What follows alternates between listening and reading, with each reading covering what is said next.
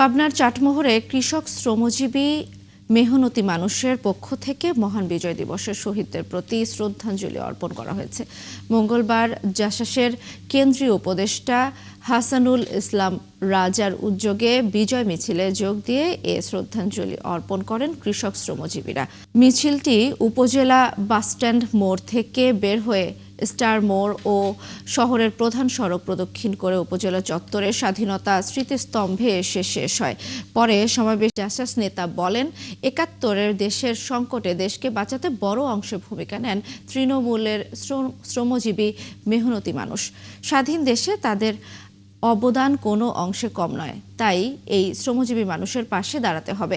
এ সময় ৭১ ও ২৪-এর শহীদদের আত্মার মাগফিরাত কামনা ও শ্রদ্ধা জ্ঞাপন করে আগামী সংসদ নির্বাচনে ভোট দিয়ে তার পাশে থাকার আহ্বান জানান তিনি।